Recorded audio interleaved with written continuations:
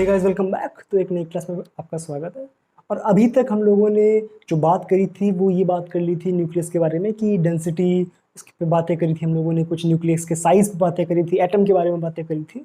तो उसी में आज आगे आगे बढ़ते हुए कि जब भी हम डेंसिटी पे आगे चर्चा करते हैं तो उसको जानने से पहले कुछ एक छोटी सी बातें हैं वो हम समझना हमारे लिए ज़रूरी है। वो क्या है कि जब भी हम किसी एटम की बात करते हैं तो एटम को हम किस तरह से रिप्रेजेंट करते हैं? First of all x Z A, ठीक है ना। आपने जनरली बुक्स में देखा होगा, आपने पढ़ा भी होगा, ठीक है ना। तो जो यहाँ पे जेड होता है, जेड क्या हमारा रिप्रेजेंट करता है? नंबर ऑफ प्रोटॉन्स, पता है ना, नंबर ऑफ प्रोटॉन्स।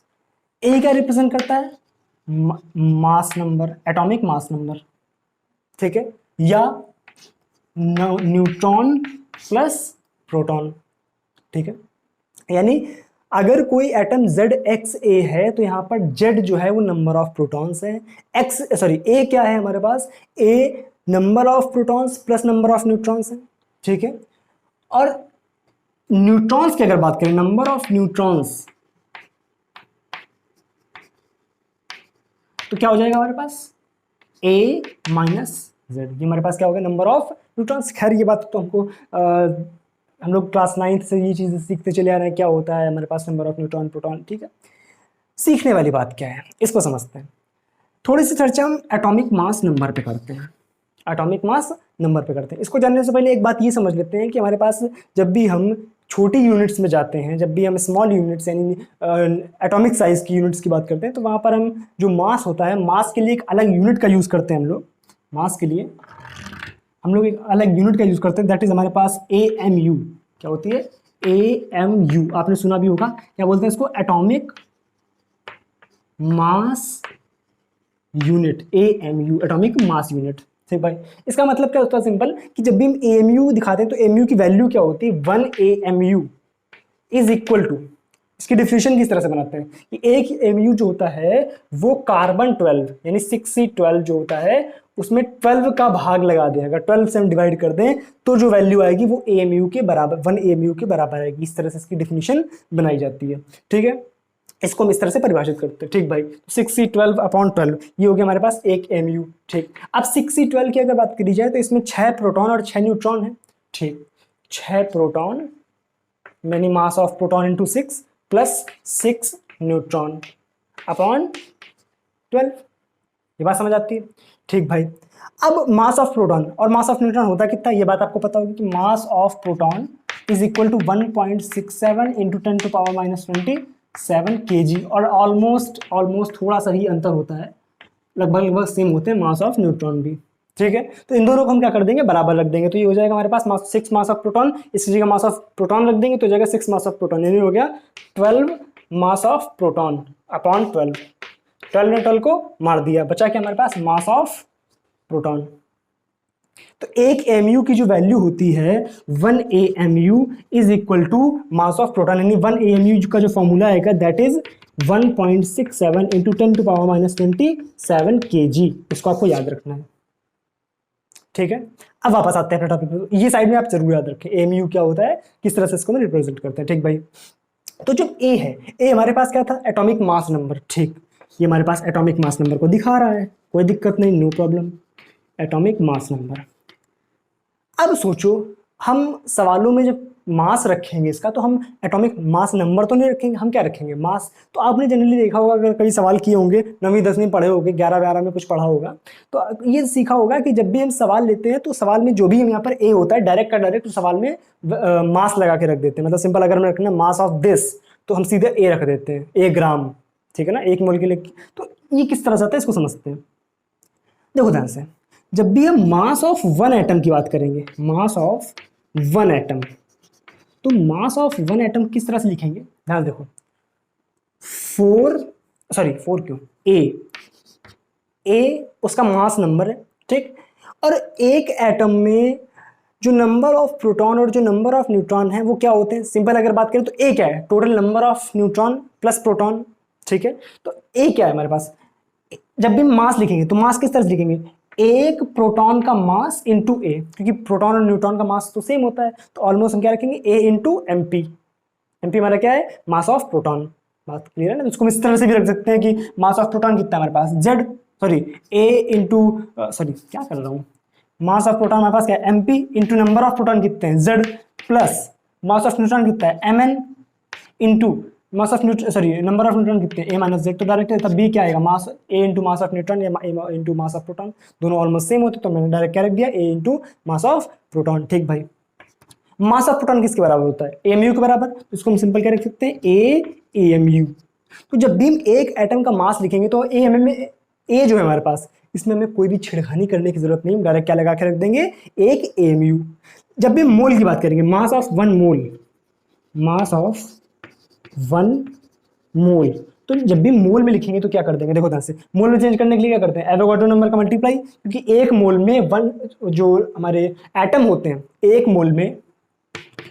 मोल में जो नंबर ऑफ एटम होते हैं वो कितने होते हैं, 6.023 इंटू 10⁻23, यही हमारा एवोगाड्रो नंबर होता है। ठीक, तो सिंपल हम करेंगे क्या, इसमें एवोगाड्रो नंबर का मल्टीप्लाई करा देंगे, तो ए इंटू एएमयू रखो 1.67 into 10⁻27 into Avogadro number 6.023 into 10⁻23। ठीक है, सॉल्व करो इसको, 16 6 96 के आसपास, यानी ऑलमोस्ट 10 के आसपास आ जाएगी, ये वैल्यू 10 के आसपास आ जाएगी, तो ये हो जाएगा 10⁻24 प्लस का, और 10⁻27 से 24 चल जाएगा, बचेगा 10⁻3, तो आ जाएगा a इंटू 10⁻3 kg। बात क्लियर है? जब kg है तो इसको ग्राम में चेंज करेंगे तो कितना, 10⁻3 का मल्टीप्लाई, यानी a ग्राम। क्या सीखे कि जब भी हमारे पास इस तरह से एक एटम दिया हुआ है तो ए उसमें क्या रिप्रेजेंट कर रहा है, जो मास नंबर है। ठीक है, अगर हम उसी मास नंबर में एएमयू लगा देंगे तो हमारे पास क्या बन जाएगा, मास ऑफ वन एटम बन जाएगा। उसी ए में हम क्या लगा देंगे, ग्राम लगा देंगे, तो बन जाएगा हमारे पास mass of one mole.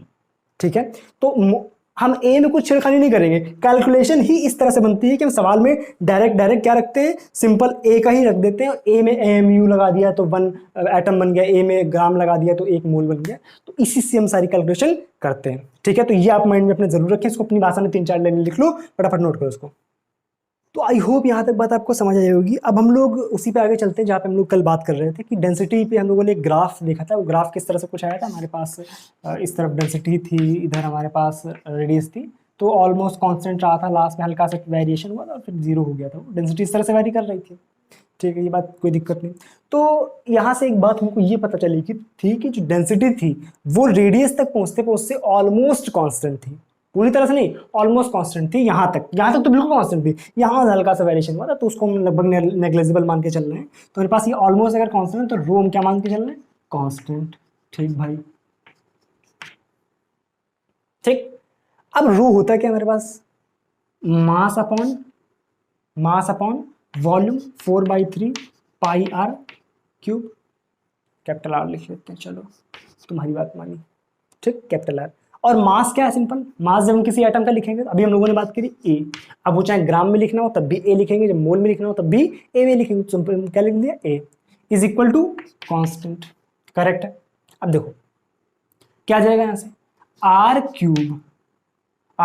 Cube is equal to A by 4/3 pi into constant. Correct है। तो r की जो वैल्यू आएगी वो यहाँ से प्रोपोर्शनल आ जाएगी a रेज़ टू पावर 1/3 के, इसमें ये पावर जाएगी तो 1/3 हो जाएगी, और इसको हम सॉल्व करेंगे तो इसकी कुछ वैल्यू आएगी जो कांस्टेंट की, उसको भी हम लिख देते हैं। तो जो वैल्यू आएगी उसको हम सिंपल r0 से दिखा देते हैं, r0 a raise to power 1/3। ठीक है, और r0 की जो वैल्यू होती है, ये हमारा फॉर्मूला बन गया, और r0 की जो वैल्यू होती है वो होती है लगभग 1.1 फेम्टोमीटर। 1.1 फेम्टोमीटर, फेम्टोमीटर क्या था हमारे पास, 10⁻⁻15 मीटर। ठीक है, तो ये हमारे पास r0 की वैल्यू थी। ठीक भाई, ये मैं समझ आ गया। अब आगे क्या, देखो यहां से एक हमें आइडिया ये लगा है कि जो रेडियस है वो डिपेंड कर रही है मास नंबर पे। किस पे, मास नंबर पे या मास पे। तो जितना ज्यादा मास होगा उतनी ज्यादा रेडियस होगी, ये तो बात यहाँ से बिल्कुल सत्यापित हो रही है। अब थोड़ी सी डेंसिटी पे और बातें करते हैं। देखो एक्चुअली हम डेंसिटी की थोड़ी वैल्यू वगैरह कैलकुलेट करके देखते हैं। देखो डेंसिटी की वैल्यू कैसे निकालेंगे, rho is equal to mass upon volume. Mass कितना है हमारे पास, A upon volume 4/3 pi R cube, यानी r0 इसका क्यूब कर रहे हैं, R not cube into A, correct है। ए ने ए को मार दिया, क्या बचा हमारे पास 3/4 पाई इंटू आर नॉट की वैल्यू कितनी है 1.1 फेमटोमीटर, यानी 1.1 इंटू फेमटोमीटर, मतलब हमारे पास आ गया ये 10⁻⁻15 का क्यूब, 15 या 45 10⁻⁻45, करेक्ट है। कुछ गड़बड़ किया क्या? ठीक है यहाँ तक।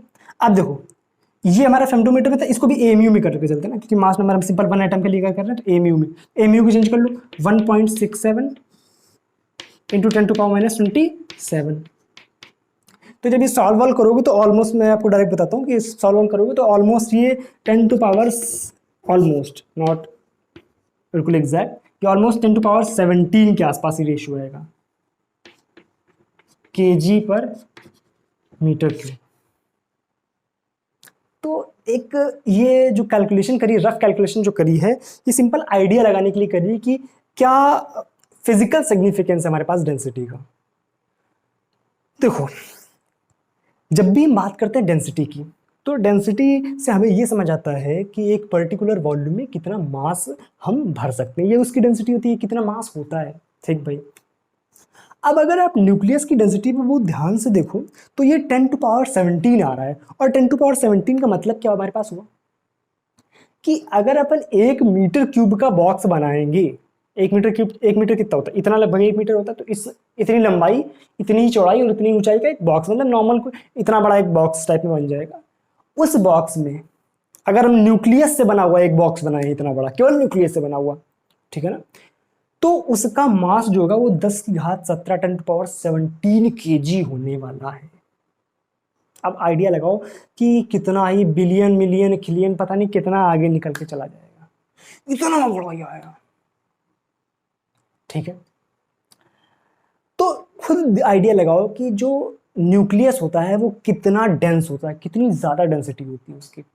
अब सोचो, एक थोड़ा सा फन कैलकुलेशन करने की कोशिश करते हैं कि सोचो अगर कोई हमारे पास एटम है, मान लो ये एक चौक है, ठीक है, ये चौक जो है ये केवल और केवल ये एटम से ना बनी होती, सपोज दैट ये एटम से ना बनी होती, और ये केवल और केवल न्यूक्लियस, देखो हाइपोथेटिकल बातें कर रहे हैं थोड़ी सी, ये केवल और केवल न्यूक्लियस की बनी होती, किसकी बनी होती, न्यूक्लियस की। अब खुद सोचो ध्यान से, इसकी जो रेडियस है वो कितनी है, ऑलमोस्ट हमारे पास ये लगभग आएगी हमारे पास 2 mm के आसपास, 2 या 3 mm के आसपास, चलो 2 mm मान लेते हैं, ठीक है ना, ज़्यादा मानते ही नहीं अपन, और रफ कैलकुलेशन बिल्कुल 2 mm के आसपास, और इसकी लेंथ मान ली हमने 1 सेंटीमीटर, दिख रही है 1 सेंटीमीटर। इसका वॉल्यूम कितना आ जाएगा हमारे पास, 2 इंटू ये हो गया 10⁻³ मीटर, ठीक है, ये हो गया 10⁻² मीटर, 10⁻³ और 2 -5 मीटर, ये मीटर क्यूब, ठीक है। अब देखो ये सॉरी एरिया है, ये तो रेडियस लिखी हुई है, πr², पाई इंटू 2 मिलीमीटर का स्क्वायर, ठीक है। तो ये आ गया हमारे पास 2 2 जब 4, और इसको पाई से मल्टीप्लाई कराएंगे तो हम मान लिया पाई की वैल्यू 3.14 होती है, इसको मान लिया ऑलमोस्ट 4 मान के चले ले रहे हैं, ठीक है। तो 4 4 16 लगभग यहाँ पे ले लेते हैं, कितना मान लेते हैं 15, चलो मान लेते हैं, अच्छी कैलकुलेशन करते हैं, 15 मान लिया, ठीक है। और ये हमारे पास पावर कितनी हो गई, ये हो गई 10⁻³ 3 3 6 6 और 2 8, इतना इसका वॉल्यूम बनना, ठीक है ना। 15 इंटू 10⁻⁻8 मीटर क्यूब की ये चौक हमने ले ली, ऑलमोस्ट, मतलब बिल्कुल रफ कैलकुलेशन है ये, ठीक है। अब इसके अगर निकालना चाहें कि इसका मास कितना होगा, अगर ये केवल और केवल किसकी बनी होती, हमारी न्यूक्लियस की, ना कि एटम की, ठीक है। तो इसका जो मास आता है वो कितना आता है, देखो ध्यान से, मास क्या आएगा, rho into volume, density into volume, और मास जो हमारी न्यूक्लियस की डेंसिटी वो ऑलमोस्ट कितनी, रफ कैलकुलेशन के हिसाब से 10⁻17 kg पर मीटर क्यूब इंटू इसका वॉल्यूम कितना आया है 15 into 10⁻⁻8 metre cube, metre cube ने मीटर क्यूब को मार दिया, ठीक है। यहां बचा आपके पास क्या 15 इंटू 17 से 8 क्या 10⁻9 kg, 15 इंटू 10⁹ kg, जबकि हम लोगों ने अप्रोक्सीमेशन किया और कम कर लो। अप्रोक्सीमेशन अगर कर रहे हैं ना तो आप और कम कर लो भाई, मान लो कि अप्रोक्सीमेशन कर रहे हैं तो इसको आप 10⁸ कर लो, ठीक है। एक जीरो हमने कम कर दिया अप्रोक्सीमेशन, क्योंकि आप सोच रहे हो सकता है ज्यादा आ गया अप्रोक्सीमेशन, कितना ज्यादा, 1/10 का अंतर आ जाएगा, चलो वो भी कम कर लिया। तो 15 इंटू 10⁸ मान के चल रहे हैं, 15 इंटू 10⁸ kg, इससे कम तो नहीं हो सकता है, ठीक। खुद जरा इस नंबर को गौर से देखो और खुद से एक सवाल पूछो कि एक 100 किलो का या मान लो 50 किलो का जो एक हमारे पास बाट होता है, एक वेट होता है, उसको उठाने में तो मतलब ब्रह्मांड की पूरी शक्ति हमें लगा देनी पड़ती है। अगर 70 किलो का या मान लो 100 किलो का मान लिया बहुत ज़्यादा, 50 किलो तो खैर उठ सकता है इजीली, 50 किलो भी जल्दी से नहीं उठता है, 50 किलो की बोरी उठानी होती है तो थोड़ा 2 आदमी लग के उठवाते हैं, मतलब मान लिया, चलो 100 किलो मान लेते हैं, खाली वाली को भी ध्यान में रखते हुए, तो साहब सर अपने देखो, तो 100 किलो का भी एक हमें वेट उठाना होता है, तो मतलब फुल पावर 100 kg भी अगर उठाना होता है, और ये कितना है 10⁸ kg के ऑर्डर का, यानी ऐसे लगभग कितने मतलब पता नहीं कहां तक पहुंच जाएंगे पर। तो खुद सोचो, इस चौक को उठाने के लिए हमें क्रेनी लगवानी पड़ती है, अगर ये सिर्फ और सिर्फ न्यूक्लियस का बना होता। ये है न्यूक्लियस की पावर, ये है न्यूक्लियस की डेंसिटी। आई होप आपने आज तक न्यूक्लियस के बारे में इस तरह से नहीं सीखा होगा, गारंटी है, ठीक है। तो ये थी न्यूक्लियस की थोड़ी सी बातें कि किस तरह से न्यूक्लियस की जो डेंसिटी होती है वो वैरी करती है, क्या होती है एक्चुअल में इसकी डेंसिटी। आइडिया लगा। अब खुद सोचो कि अगर ये दुनिया, ये जो हमारा एटम है, ये इतना एम्प्टी ना होता, इतनी खाली जगह ना होती, कल जो हम लोगों ने रफ कैलकुलेशन करी थी कितनी 50,000 गुना जो होता है एटम न्यूक्लियस छोटा होता है, तो इतनी जगह अगर खाली ना होती तो हमारे जो हमें चीज़ें उठानी पड़ती हैं, मान लो ये चौक मैंने उठाई हुई है, तो इस चौक को भी उठाने के लिए हमें 10-10 क्रेनें बुलवानी पड़ती, तब जाके वो क्रेनें ऐसे पकड़ के लिखती। बात समझ आ रही है? तो ये थी न्यूक्लियस की कुछ बातें। तो आई होप यहाँ तक बात आपको समझ आई होगी, ये आप नोट कर लो एक बार। तो आज की क्लास को भी यहीं खत्म करते हैं, अब अगली क्लास में मिलते हैं। अगली क्लास में हम लोग, अब देखो हम लोगों ने क्या किया अभी तक, हम लोगों ने न्यूक्लियस के बारे में जितना आइडिया लगाना था, इसकी डेंसिटी, इसकी रेडियस, इसके बारे में जितनी चीज़ें, साइज का आइडिया, इसकी डेंसिटी का जो आइडिया था, कितनी रफ कैलकुलेशन हम कर सकते थे, सारी कैलकुलेशन वगैरह का आइडिया लगा करके हम इस नतीजे पर पहुंचे कि न्यूक्लियस के जो बारे में जो फिजिकल चीज़ें हम जान सकते थे अभी तक, वो हमने जान ली। अब हम जो इस पे एक्सपेरिमेंट वगैरह, इस पे जो और थ्योरेटिकल बातें हैं वो हम शुरू कर सकते हैं, जो इसकी अंदर तह तक घुसने की बातें हैं वो हम शुरू कर सकते हैं। एक तरह से बोल सकते हैं ना, अब न्यूक्लियर फिजिक्स एक्चुअल में शुरू हुआ है, ठीक है ना, क्योंकि अभी तक तो मैं सिर्फ इसके बारे में आपको बता रहा था कि ये इसका इंट्रोडक्शन है। अब कल जो हम लोग बात करेंगे वो थोड़ी सी इस तरह की बात करेंगे जिससे आपको अभी तक डर लगता हुआ है, जो हम लोग बात करते हैं कि orbital angular momentum, spin angular momentum. Angular momentum का एक बेसिक आपके माइंड में एक आइडिया बिठाने की कोशिश करेंगे कुछ प्रैक्टिकल लाइफ एग्जांपल्स की हेल्प से, और फिर हम ऑर्बिटल और स्पिन एंगुलर मोमेंटम जो है उसके फॉर्मूले कितनी ईजिली आप समझ आ जाएंगे आपको, वो हम लोग सीखेंगे, ठीक है। तो अगर वीडियो पसंद आई है तो वीडियो को लाइक कर दो, अभी तक चैनल को सब्सक्राइब नहीं किया तो बच्चे तो हो नहीं, सब्सक्राइब कर लो, बेल आइकन जरूर दबा देना, बेल आइकन नहीं दबाओगे तो नोटिफिकेशन आपके पास नहीं पहुंचेंगे, ठीक है। चलो अब मिलते हैं अगली क्लास में, तब तक के लिए अपना ख्याल रखो, पढ़ाई करो, अच्छे से रहो, ठीक है। Thank you so much, bye bye.